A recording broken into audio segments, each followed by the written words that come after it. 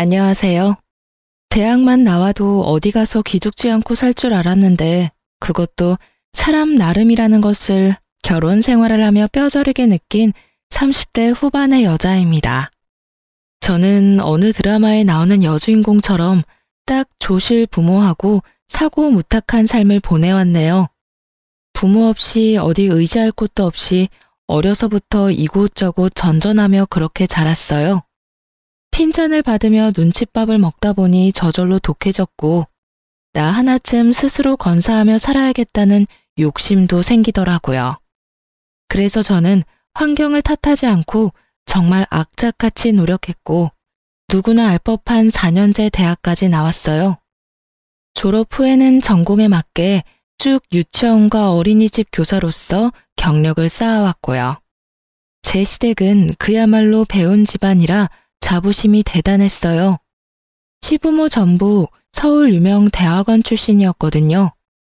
저도 나름 열심히 살아왔다고 자부하지만 그저 그런 4년제 대학 졸업생은 시댁 식구들 눈에는 성에 차지도 않았죠. 그래서 결혼 반대가 무척이나 심했어요. 부모 없어도 당당하게 살려고 노력했던 지난 날들이 무색하게 가방끈이 짧고 또 부모가 없다는 이유로 결혼을 반대하실 땐 속이 많이 쓰리고 자존감도 많이 떨어졌어요. 평생을 함께하려고 약속했는데 그쪽 부모님이 반대하시니 어쩔 도리가 없었고요. 그런데 한참 시부모님을 설득하며 곤욕을 치를 때 찾아와준 축복 같은 우리 아이 덕에 결혼을 할 수 있었어요. 물론 시댁 식구 모두 혼전 임신의 소식에 집안에 수치라며 저를 내치려 했어요. 하지만 남편은 호적에서 파이는 일이 있어도 절대 헤어질 수 없다고 고집을 부렸고 그 덕에 저희는 가정을 꾸릴 수 있었어요. 그때만 해도 애 낳고 제가 시댁에 잘하고 좋은 모습을 보이면 마음을 얻을 수 있을 거라 생각했어요. 그러나 제가 시댁에서 예쁨을 받는 일은 전혀 없었습니다. 아니, 저라는 사람 자체를 인정해주지 않았다고 말하는 게 맞는 것 같네요. 차라리 저를 꼴도 보기 싫다고 시댁 근처에는 얼씬도 못하게 해줬으면 더 좋았을 텐데 시댁 식구들은 저를 뻔질나게도 찾아댔어요. 왜냐면 거의 식모살이 수준으로 저를 부려먹기 바빴거든요. 그뿐인 줄 아세요? 공부하는 남편의 발목을 제가 잡았다며 시모의 원망을 매번 들어야 했어요. 그래서 저는 그 원망이라도 피해보자는 마음으로 남편을 공부시켰어요. 그이가 석 박사 학위를 취득하기 위해 일까지 줄이고 전념하는 동안 저는 가정을 지키기 위해 투잡까지 뛰어가며 뒷바라지를 했어요. 그렇게 지내기를 수년 만에야 시부모님이 말하는 시댁의 명성에 남편도 구색을 맞출 수 있었어요. 하지만 그 후에도 제 노력을 인정받기는커녕 남편의 위상만 높아졌네요. 남편이 결혼 후에도 공부를 놓지 않는 인재라면서요. 그러니 저를 향한 시선은 여전히 곱지 못했고 시모는 그런 저에게 늘 이렇게 말하곤 하셨죠. 넌 정말 결혼 전이나 후나 어쩜 이리 한결같이 볼품이 없니? 너랑 한 공간에 있으면 내 눈을 버리는 기분이라니까. 넌 우리 집안 식구로 지내는 걸 감사히 여겨야 해. 알겠니? 배움도 적고 교양이라고 눈 씻고 찾을래도 못 찾는 널 사람이라 여기고 지내주니 말이야. 어머님, 저를 마음에 안 들어 하시는 거 잘 알아요. 그래도 제가 병균 같은 건 아니잖아요. 볼품없다 여기지 마시고 너그러운 마음으로 좋게 좀 봐주세요. 왜 네가 병균이 아니라고 생각하니? 우리 집안에서 환영받지 못하는 건 병균만도 못한 너뿐인데. 죽었다 깨어나도 내겐 너그럽게 쓸 마음이 없으니 이 집안에서 내 눈에 띄지 말고 네 할 일이나 잘하렴. 어머니, 제가 아내한테 제발 예의를 갖춰서 대해달라 말씀드렸잖아요. 이 사람도 저 만나기 전에는 자기 분야에서 열심히 일하는 멋진 사람이었어요. 저보다 더 강단 있고 대단한 사람이라고요. 어머니께서 제 아내를 무시하는 건 어머니 아들인 저를 무시하는 것과 같아요. 그러니 이제는 가족의 일원으로 인정해 주시고 좋은 마음으로 지내주세요. 시모가 제게 못되게 말할 때마다 남편이 나서서 저를 감싸고 또 자신보다 나은 사람이라고 표현해주며 또 지금의 자신을 있게 해준 사람이라고 표현해 주었어요. 그렇게 제 편에 서준 덕에 모진 시집살이도 참고 살았어요. 한 번은 이런 대우를 더는 받고 싶지 않아 저 역시 학업에 정진해 학위를 높여보려고 했지만 어떻게 알았는지 시모가 남편이 제 뒷바라지하는 꼴은 절대 못 본다며 노발대발을 하는 통에 제대로 시작도 못 해보고 끝이 났죠. 남편은 시모 눈치 보지 말고 제가 원하는 만큼 열심히 해보라고 했어요. 하지만 제가 시모의 등살에 감당할 엄두가 나지 않더라고요. 사실 제 남편에게는 형이 한 명 있는데 아내인 형님도 석사 학위를 취득해 잘 나가는 회사 연구원으로 있어요. 물론 형님은 아주버님과 결혼하기 전에 이미 능력이 좋았죠. 저는 그 때문에 시댁의 미움이 내게 쏠렸나 하는 생각을 참 많이 했어요. 그러나 꼭 학벌 때문만은 아니라는 사실을 저는 이미 그 훨씬 전부터 몸으로 느끼며 알고 있었어요.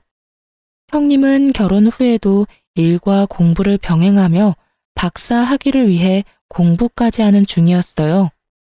그리고 조실부모한 저와는 달리 형님네 집안은 돈이 많았어요. 그러니 같은 며느리라도 저울질을 하게 되는 건 너무 당연했어요. 시모가 형님을 참 예뻐했는데 그 수준이 어느 정도냐 하면 남들이 보기에도 형님이 시모의 친딸이라고 믿을 정도였어요. 시댁에 오면 정말 손 하나 까딱 안 했고 물 한 잔을 마시더라도 저더러 꼭 가져오라고 시켰어요. 그리고 그걸 제지하는 사람은 아무도 없었고요. 형님은 늦음하기 아이를 출산했는데 상전도 그런 상전이 없었어요. 조리원에서만 꼬박 한 달을 쉬고 왔음에도 몸조리를 핑계로 저더러 틈만 나면 다리를 주무르라며 시켰어요. 그런데 노산이라 그런지 아이가 몸이 약해서 자주 아팠어요. 큰 병이 있거나 한 건 아니지만 잔병치레도 많고 유행하는 질병은 피해가는 법이 없이 죄다 걸리곤 했어요. 그래서 맞벌이 부부로 지내던 형님은 믿고 맡길 사람이 필요하다며 제가 근무하고 있는 어린이집에 애를 입학시켰어요. 그러면서도 제가 가족이라는 사실이 창피하다며 그렇게도 꽁꽁 숨겨댔어요. 그리고 뒤로는 제게 아이를 잘 케어하라고 당부까지 하더라니까요. 어느 정도 각오는 했지만 형님의 육아 방임은 점차 심해졌어요. 자기가 바쁘다는 핑계로 아이를 우리 집에서 재우는 날까지 생기기 시작했거든요. 초반에는 이해하려고 노력했어요. 형님이 바쁘게 일하는 것은 인정할 수밖에 없는 사실이잖아요. 하지만 한 달에 한두 번 정도였던 게 2주에 서너 번씩 늘면서 제 일상에까지 피해를 끼치게 됐어요. 저는 큰맘 먹고 형님에게 딱 잘라 말했어요. 형님, 일 때문에 바쁘신 건 이해하는데요. 이렇게 자주 제게 맡기시면 저도 제 일정에 차질이 생기기도 하거든요. 피치 못할 사정이 아니라면 저희 집에서 재우는 건 좀 자제해 주셨으면 해요. 동서도 참, 가족 좋다는 게 뭐니? 힘들 때 도우면서 지내는 거 아니야? 동서 말대로 내가 좀 바빠야지 말이야. 어젠 정말 어쩔 수가 없었다니까. 그쵸, 가족이니 도우면서 지내는 건 당연해요. 하지만 제 일상까지 꼬이니까 힘든 날들이 생기네요. 동서 덕 좀 보나 했더니 큰 의미도 없네. 알겠어. 내가 조금 더 신경 쓸게. 형님이 순순히 알겠다고 해 한시름 놓았는데 다음 날 시모가 제게 퇴근하면 시댁으로 오라며 전화를 해온 거예요. 그런데 기가 막힌 광경이 펼쳐져 있더라고요. 분명 저와 대화할 땐 좋게 넘어갔던 일을 제게 서운함까지 느꼈다며 문제 삼으며 온 식구들 앞에서 눈물을 뚝뚝 흘려대는 겁니다. 퇴근이 많이 늦어지는 바람에 동선에서 아이가 이미 잠든 후라 몇 번 그대로 재운 적이 있었어요. 그런데 동서가 어제 제게 자기 일상까지 침해하는 짓이라며 면박을 주는데 형님, 그게 다 무슨 말씀이세요? 제가 언제 면박을 줬다고 그러시는 거예요? 동서, 내가 미안해. 내가 나 바쁜 것만 생각하고 동서 힘들 걸 헤아리지 못했어. 나는 윗사람 자격도 없어. 우리 애 맡기는 거 불쾌하다고 했으니 더는 맡기지 않을게. 그럼 동서 기분이 좀 괜찮겠어? 아가, 네가 뭐가 미안하니? 열심히 살아보려는 게 뭐가 잘못이라고. 예, 너는 어떻게 된 애가 이해심이라고 눈꽃만큼도 없니? 첫째가 바쁜 거 우리 식구 중에 모르는 사람이 있니? 조카 좀 봐주고 너희 잘 때 같이 잠 좀 자는 게 무슨 큰일이라고. 불쾌하다는 말까지 하면서 첫째한테 상처를 줘? 어머님, 오해세요. 형님 불쾌하다고 했다니요. 도대체 갑자기 왜 이러시는 거예요? 저도 맞벌이다 보니 일정이 꼬여서 난감한 일이 생기기 시작했다고. 그러니 피치 못할 사정인 날은 괜찮지만 그렇지 않을 땐 좀 자제해달라고 정중히 부탁드렸을 뿐이잖아요. 그게 애 맡기지 말라는 말과 뭐가 다르니? 그리고 네가 같은 뜻이라도 지금처럼 좋게 이야기했다면 첫째가 이렇게까지 서운함에 눈물을 흘리겠어? 넌 생각이라는 게 있긴 한 거니? 어떻게 한치 앞을 못 보고 사람 마음 하나 헤아리질 못해? 첫째가 바빠서 내게 애 좀 부탁한다고 네가 함부로 대해도 되는 줄 알아? 귀한 집 자식 가슴에 대목 박는 짓을 천하디천한 니까짓게 한다는 게 가당키나 하냔 말이야. 어머님, 동서를 너무 나무라지 마세요. 저와 제 아이 때문에 얼마나 불편했으면 제게 그렇게까지 말했겠어요. 저는 동서 마음 충분히 이해해요. 단지 속이 조금 상해서 눈물을 감출 수가 없을 뿐이에요. 어쩜 우리 첫째는 일이 사려 깊고 맘씨가 고와. 가진 것 없어 모난 것까지 보듬어 주려는 마음이 너무 감동이야. 그렇게까지 저 못난 걸 감쌀 필요 없다. 어머님도 형수님도 그만하세요. 집사람이 오죽 힘들면 그런 말을 했을지를 먼저 진심으로 헤아려 보시라고요. 사실 제 조카지만 아내가 전반적으로 챙기게 두는 것도 제 입장에서 미안한 일이에요. 거기다 형과 형수님이 너무 자주 맞는 것도 맞고요.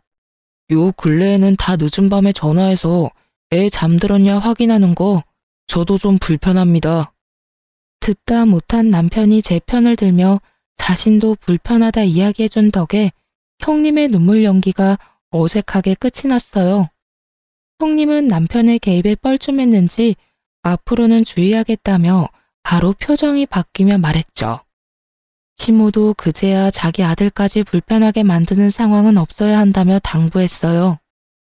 이런 모습을 보고 있자니 기분이 상했지만 애써 내색하지 않았어요. 다행히 이날 이후 한동안은 소동 없이 잠잠했네요. 그러던 어느 날 형님네 아이가 어린이집에서 까무러치고 난리도 아니었어요. 애가 혼절하거나 한 것은 아니었지만 열이 펄펄 끓어 눈도 제대로 뜨지 못했죠. 급한 마음에 형님과 아주버님께 이 상황을 알리며 당장 하원하러 와달라 요청했어요. 하지만 이를 뺄 수 없어 당장은 힘들다고 하는 겁니다. 하는 수 없이 시모에게 연락해 아이 상태를 이야기하고 바로 병원에 내원할 수 있도록 와달라고 부탁드렸어요. 그러나 그 누구도 아이를 챙길 생각을 하지 않는 거예요. 저는 하는 수 없이 어린이집 원장님께 양해를 구하고 제가 아이와 함께 병원에 다녀왔어요. 아이 컨디션이 너무 안 좋아 다시 어린이집으로 향할 수는 없는 노릇이었어요. 결국 저는 오래전 저를 자식처럼 품어주시고 돌봐주셨던 이모님께 도움을 청했습니다. 제게 유일한 가족 같은 분이라 그러면 안 되는 줄 알면서도 또다시 신세를 지게 되었죠. 하필이면 제가 그날 당직이라 업무를 뺄 수 없었던 탓이었어요. 저는 형님과 아주버님께 아이의 상태를 먼저 알린 뒤 부득이하게 이모님께 아이를 맡겨놨으니 최대한 시간을 내어 아이를 데리고 가달라 부탁까지 드렸어요. 그런데 그날 두 사람은 다 저녁이 되어서야 아이를 데리러 온 것도 모자라 이모님께 너무 큰 무례까지 범하고 말았습니다. 아줌마, 시간이 되면 애 잘 준비까진 시켜놔야 될 거 아니에요. 동서가 못 챙긴 것도 짜증나는데 이게 뭐야? 저기, 초면에 당신의 아픈 아이까지 챙겨줬으면 부모로서 감사하다는 말이 먼저 아닌가요? 그리고 이 낯선 곳에서 아픈 몸으로 엄마 아빠를 기다렸을 아이는 눈에 보이지도 않아요. 됐으니 얼른 애 데리고 돌아가세요. 감사는 개뿔. 애가 아파서 잠만 잤을 것 뻔하구만. 암튼 동서나 동서 주변 사람이나 다 별로라니까. 그리고 자기가 뭔데 나를 가르치든 말해? 기분 나빠. 동서는 뭐 이런 사람한테 애를 맡겨서 화를 돋구는지 원. 이보세요. 아이가 해열제를 먹어도 열이 안 잡히니까 얼른 돌아가서 아이 케어에 집중하시라고요. 지금 당신의 기분이 아픈 아이보다도 더 중요한가요? 도움을 받고도 감사할 줄 모르는 당신이 떠드는 소리 듣고 싶지 않으니 그만 돌아가요. 이봐요, 아줌마. 도움을 주려면 제대로 줘야지. 이건 도와준 게 아니라 내 일을 그대로 남겨둔 거잖아. 그러고도 감사 인사를 받고 싶어 하는 건 양심이 없는 거지. 당신 밑에서 자란 동서가 왜 그리 덜 떨어진 건지 증명하는 거야, 뭐야? 나도 여기 더 있으래도 안 있을 거거든요. 진짜 재수 없어. 형님은 끝끝내 이모님에게 감사하다, 죄송하다는 말 한마디 없이 돌아갔어요. 그리고 나중에 걱정되는 마음에 이모님께 연락드렸더니 이모님은 다시는 그런 무례한 사람의 아이를 자신에게 맡기지 말라며 화를 내셨죠. 저는 이모님이 화내는 이유를 듣고 참을 수 없어 형님에게 곧장 연락했어요. 그러곤 처음으로 형님에게 어떻게 사람이 그렇게 아나무인일 수 있냐며 언성을 높였어요. 그런데 형님은 자신의 잘못을 뉘우치기는커녕 다음 날이 되자마자 또다시 시댁에 가서는 제가 자신에게 언성을 높였다며 고자질을 했죠. 시모는 형님의 말만 듣고는 우리 집까지 쫓아와 제게 갖은 욕을 퍼부었어요. 하지만 저는 제 소중한 사람까지 저와 같은 일을 겪게 했다는 것에 크게 분노한 상태였던지라 시모에게까지 큰 소리를 치고 말았죠. 시모는 그런 저의 뺨을 내리치며 막말을 퍼부었어요. 너 지금 나한테 소리친 거야? 감히 네가? 이 맞아 죽어도 시원찮을 거사. 네가 이제 하다하다 나까지 기어오르려고 들어? 내가 그런 꼴을 보고도 가만히 있을 줄 알아? 너 오늘 내 손으로 교육 좀 받자, 응? 제발 무식하게 구는 것 좀 그만하세요. 그렇게 학벌 따지시는 분이 왜 저만 상대하면 그렇게 무식해지는 건데요? 돈 많은 집안 자식이 형님이라 그 사람의 잘못까지 무마되는 건가요? 이러실 거면 어제 어머님께서라도 손주 데리러 오시지 그러셨어요. 그래, 이제 네가 고래고래 소리치면서 네 본성을 보이겠다 이거지?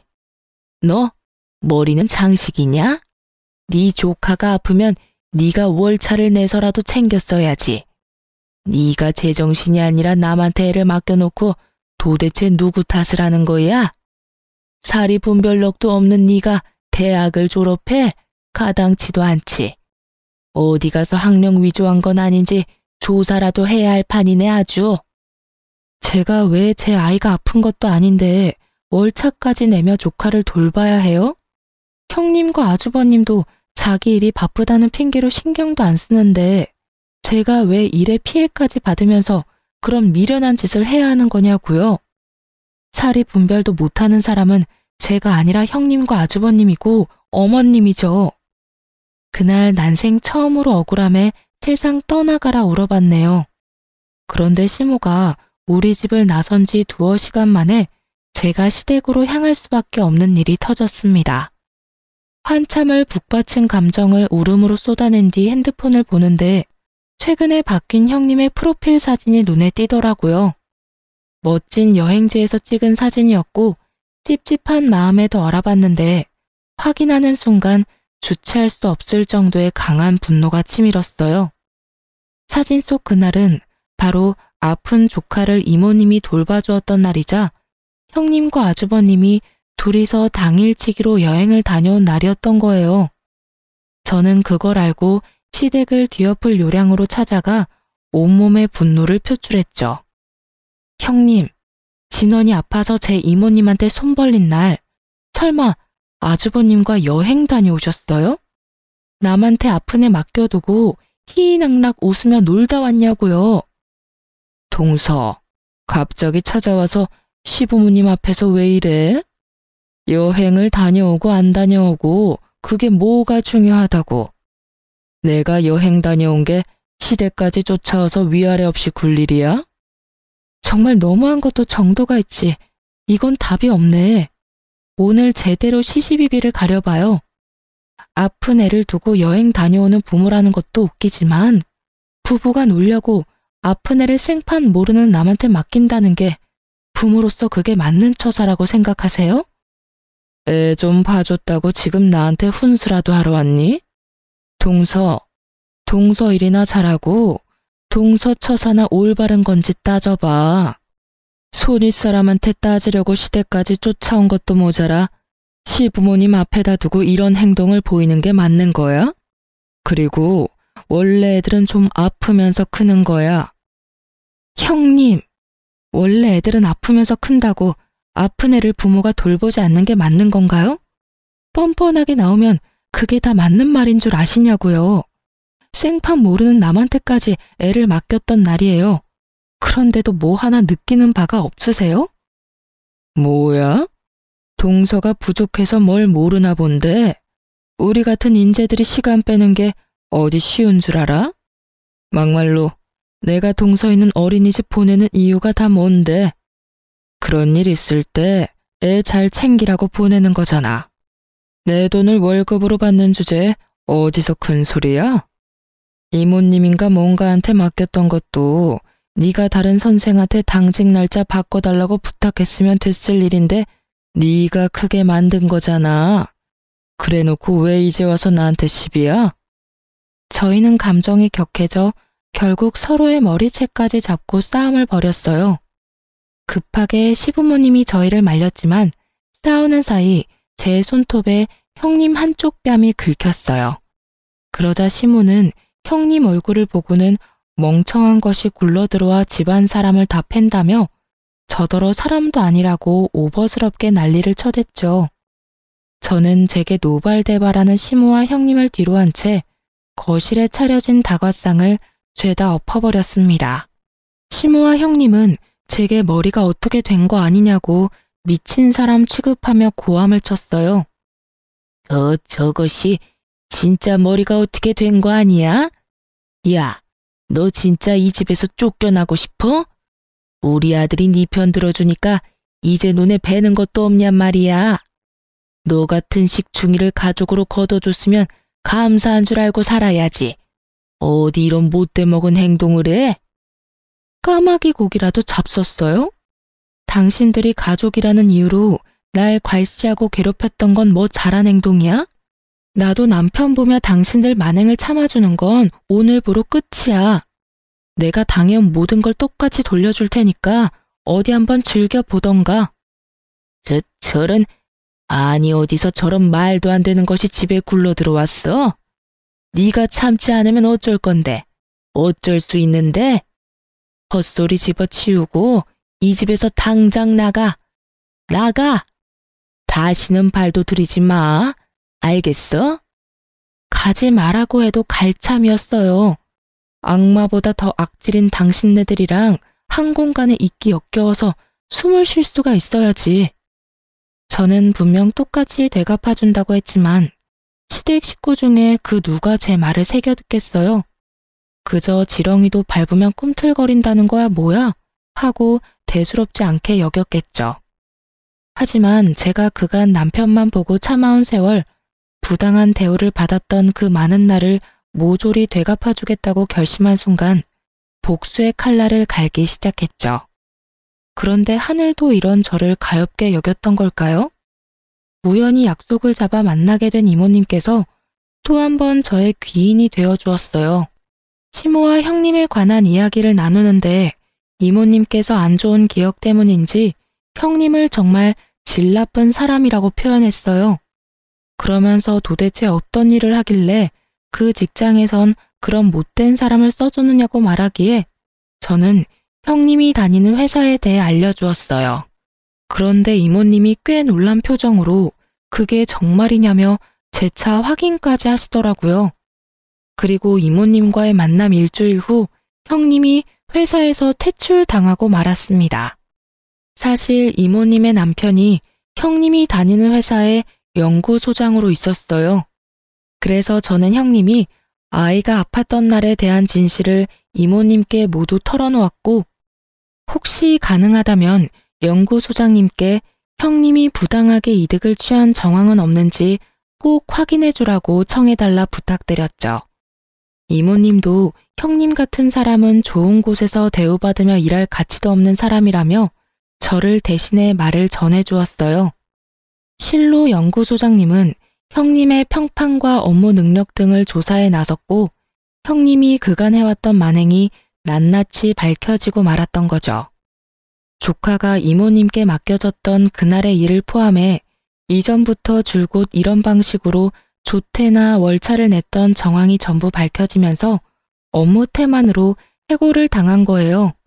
하지만 형님은 그때까지만 해도 자신이 잘렸다는 사실을 인정할 수 없다며 자기 같은 인재를 버린 것을 후회하게 만들 거라고 다른 연구원 이곳저곳을 알아보며 뛰어다녔어요.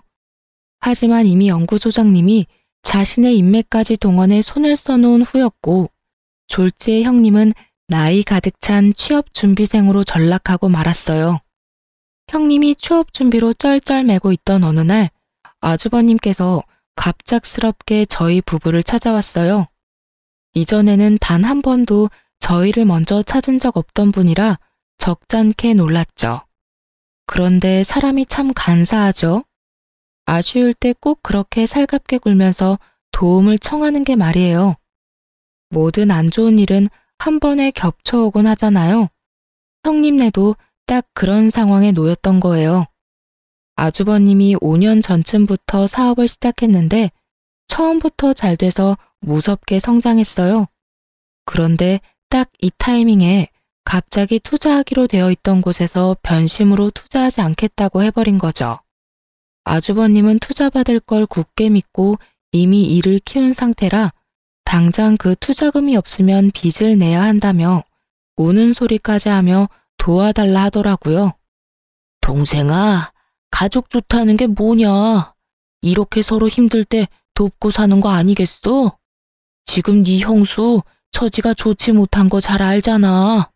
그런데 나도 적자에 빚까지 생기면 애까지 있는데 어쩌냐? 제발 이번만 좀 도와주라. 나중에 나도 너희 부부 도울 일 있으면 나도 꼭 도울게. 재수씨, 우리 진원이 참 예뻐하잖아요. 우리 아이 봐서라도 좀 도와줘요. 아내랑 상의해보고 연락해줄게, 형. 너무 갑작스러운 부탁이고 금액도 적지 않아서 고민해봐야 할 것 같아. 아니, 가족 일인데 고민하고 말고 할 게 뭐 있어. 너희 그만한 돈도 없는 건 아니잖아. 너도 돈 잘 벌지. 재수씨도 우리만큼은 아니어도 입에 풀칠할 정도는 벌잖아. 그런데 뭐가 문제라고 뜸을 들이려고 그래. 그냥 서로 얼굴 보고 이야기한 김에 정하고 빌려주면 되지. 안 그래요, 재수씨? 그럼 아주버님, 얼굴 보고 이야기한 김에 딱 말씀드릴게요. 저는 투자금 빌미로 아주버님께 돈 빌려주기 싫네요. 저희 없는 살림에 남편 공부하면서 아끼고 아끼며 지낼 때 형님도 아주버님도 돈 잘 벌고 잘 살았잖아요. 그때 제 남편이 한 학기 등록금만 좀 도와달라고 부탁했을 때 뭘 하셨죠? 개미처럼 일하는 네 와이프가 자기 몸을 팔아서라도 마련할 텐데 왜? 라고 했던가요? 재수씨, 그땐 나도 철이 없어서 그런 거죠. 이번에 도와주면 나중에 제가 도울 일 있을 때 꼭 돕겠다니까요. 저 지금 자존심 다 내려놓고 이렇게 부탁하는 건데 거절하면 섭섭해요. 그럼 그 자존심 챙기세요. 그리고 이참에 한 말씀 더 드리자면요. 재작년에 남편이 드린 투자금도 이참에 회수할까 해요. 그러니까 지금 빌리는 금액의 최소 2배는 구하셔야겠네요. 예? 투자금을 회수한다고 했어요, 지금? 아니, 재수 씨가 뭔데 제 동생이 제 회사에 투자한 돈을 회수해요. 집불도 없이 우리 집에 들어와서 이만큼 사는 것도 다 내 동생 덕인데 재수 씨가 읽어둔 게 뭐 있다고 내 동생 돈을 재수 씨가 주물러요. 야, 절대 안 돼. 너 지금 재수 씨 말 듣고 투자금 회수하면 우리 우애는 완전 끝이니까 그런 줄 알아. 알겠어? 아주버님, 남편이 넣은 그 투자금의 대부분이 제 돈이에요. 남편이 늦음하기 경제활동을 시작했는데 그 당시에 그만한 큰 돈이 어디서 나요? 내 돈 내가 알아서 하겠다는데 왜 간섭하세요? 여보, 방금 아주버님이 하는 말 들었지? 나 당장 투자금 회수해줘요. 사실 남편 뒷바라지하며 우리 가족의 미래를 생각하면서 악착같이 모았던 돈이 있었어요. 아주버님이 그 당시만 해도 저와 남편을 너무 무시해서 제가 남편 기라도 살려주려고 그 돈 쥐어주며 아주버님 사업에 당신이 투자하는 것처럼 해서 투자금 넣으라고 시켰어요. 저야 원래도 시댁 식구들이 무시하는 게 일상이라 괜찮았지만 제 남편까지 은근히 배제당하고 무시당하는 건 참을 수가 없었거든요. 하지만 돈을 빌리러 와놓고 은근 협박조를 띠는 아주버님의 태도에 눈꼽만큼도 도움을 주고 싶지 않더라고요. 아주버님은 제 투자금이라고 말하니 놀란 토끼 눈을 하며 남편에게 사실 여부를 확인했어요. 남편이 제 말이 다 맞다고 하자 아주버님은 금세 태세 전환을 해 제게 투자금 회수하는 이유가 뭐냐며 제발 도와달라 절절히도 말했어요. 재수씨, 내가 미안해요. 내가 실언을 했어요. 혹시 이 시기에 투자금을 회수하려는 이유가 뭐예요? 제 아내 때문이라면 제가 대신 사과할게요. 정말 미안해요. 그러니까 투자금 회수 얘기는 없던 걸로 해줘요. 예? 재수씨 부모님도 안 계셔서 우리가 유일한 가족이라면서요. 그러니까 가족끼리 서로 좀 부족해도 이해하고 돕고 살아요. 제 가족은 얼마 전에 없어져서요. 유일한 가족이 남편과 제 아이뿐이라 이해할 것도 도울 것도 없네요. 그만 돌아가 주세요. 아주버님께서 이러시는 거 상당히 불편해요. 재수씨, 그게 무슨 서운한 말이에요. 가족이 왜 없어져요? 우리가 다 가족이지. 재수씨, 제가 돈 빌려달라고 한 건 고사하고 제발 투자금 회수만이라도 하지 말아줘요. 우리 그 투자금까지 빼면 진짜 길바닥에 나 앉아야 할지도 몰라요. 저와 아내는 그런다고 쳐도 아이는 어떡해요. 우리 아이를 봐서라도 마음 바꿔줘요. 제발요.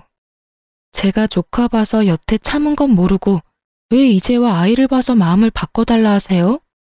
저는 이제 제 아이 봐서 회수해야겠으니 그만 보채고 돌아가세요. 한 번만 더 돈돈거리시면서 찾아오시면 그땐 문전박대 제대로 당할 줄 아시고요. 아주버님은 우리 집을 나서는 그 순간까지도 제게 제발 도와달라 애원했어요.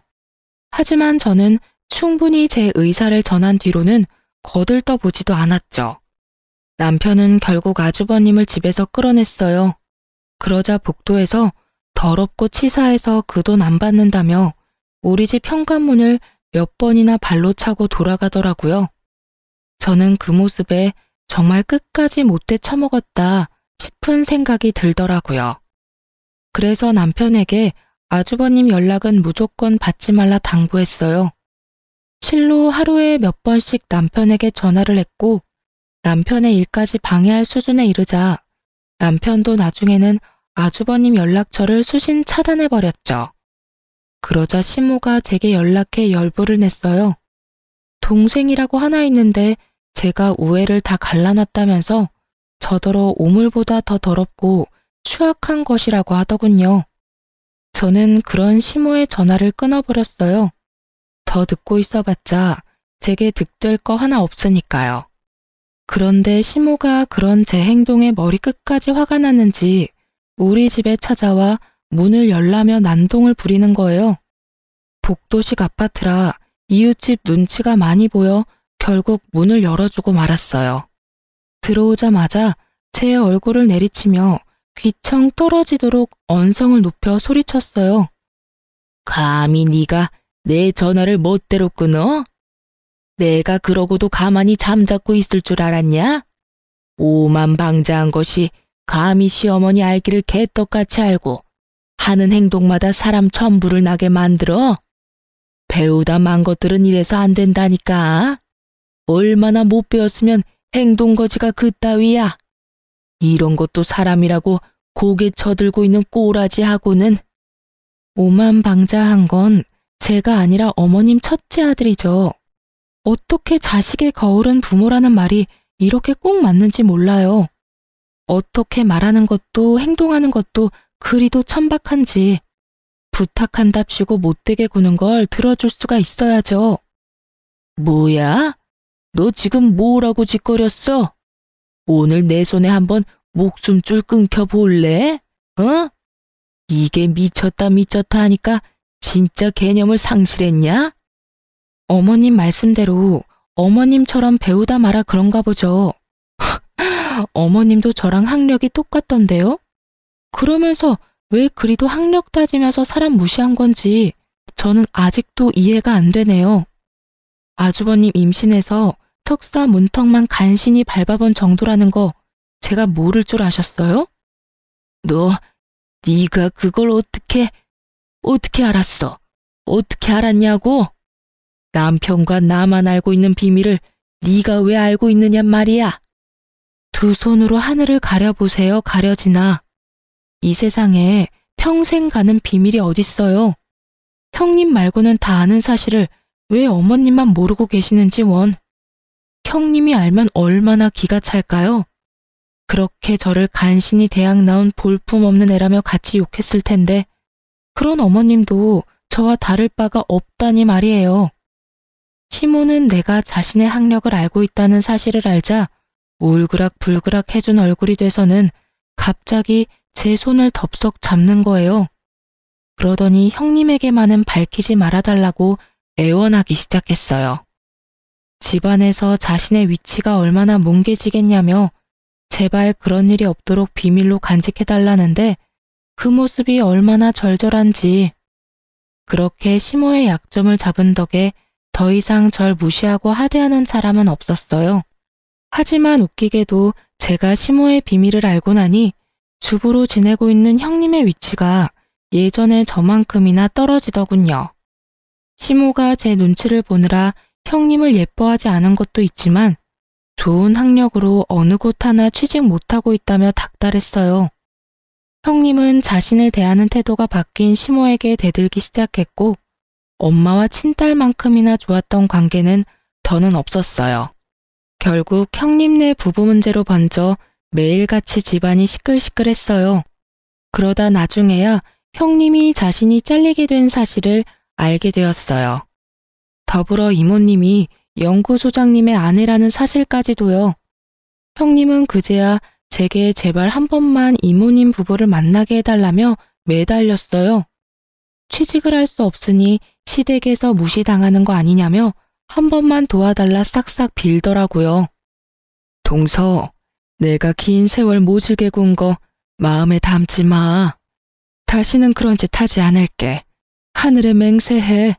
그러니 제발 동서를 돌봐주셨다던 그 이모님 좀 한 번만 만나게 해줘. 부탁이야. 정말 이번 딱 한 번만 힘 좀 써주라. 형님, 다 형님이 자처한 거잖아요. 그냥 감내하고 사세요. 타지 멀쩡하니 그 일 아니고도 할 수 있는 일은 세상에 많아요. 자기 일 아니라고 그렇게 쉽게 말하지 말고 제발 한 번만 도와줘. 우리 진원이 생각해서라도 엄마가 제대로 자리 잡고 있어야 하잖아. 내가 이모님께 사과드릴 수 있도록 동서가 자리 좀 마련해줘. 응? 같이 애 키우는 입장이니 이것저것 재고 따지지 말고 닥치는 대로 일하며 애 키우고 사세요. 다른 사람들도 다 그러고 애 키우며 살아요. 저는 자기의 위신을 위해 이제야 이모님께 사과한다는 형님을 깡그리 무시한 채 일절 이모님과 연결해주지 않았어요. 아주버님은 투자의 얘기가 오간 뒤 저희 때문에 망하면 가만두지 않겠다며 이를 갈더군요. 하지만 그도 얼마나 가겠어요. 세상 이치가 자기들 뜻대로 되진 않잖아요. 아주버님은 또다시 우리를 찾아와 죽는 소리를 해대며 저희가 도와주지 않으면 이제 더 방도도 없다면서 자기가 망하는 건 다 우리 탓이라고 고성방가를 해댔어요. 재수씨, 진짜 사람 그렇게 안 봤는데 치사하고 더럽고 꼭 그렇게까지 해야만 했어요? 사람 목줄을 쥐고 흔드셔야 마음이 풀리냐고요. 예? 아우, 사람이 부탁을 했으면 들어주는 신용이라도 해야지. 많이 취하셨네요. 그냥 돌아가세요. 저흰 더 할 말 없네요. 형, 진짜 대체 왜 이래? 그만 돌아가. 밤이 늦었어. 아우, 시끄러워. 네가 제일 나빠. 알겠냐? 넌 형 망하는데 눈도 깜짝 안 하고 멀쩡한 투자금을 왜 회수하냐 이 말이야. 우리 집안 꼴이 우스워진 건 다 네가 결혼을 잘못했기 때문이야. 다 저 멍청한 재수 씨 때문이라고. 아, 짜증나. 재수없어. 남편이 아주버님을 말려도 소용없었고 형님까지 불러 아주버님을 데려가라 했지만 그것도 소용없었어요. 결국 아주버님이 남편 멱살을 잡기 시작했고 서로 몸싸움이 시작되었죠.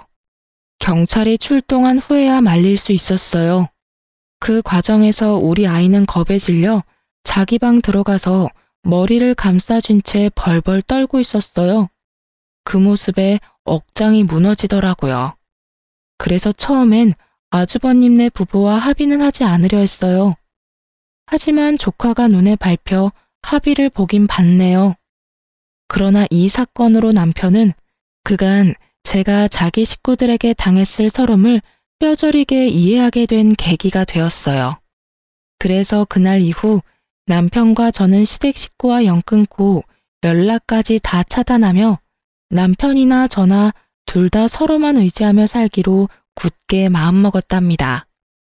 나중에 시모가 남편에게 어떻게 부모와 자식 간의 관계를 끊을 수 있냐며 절대 안 된다고 남편을 설득하려 안간힘을 썼어요.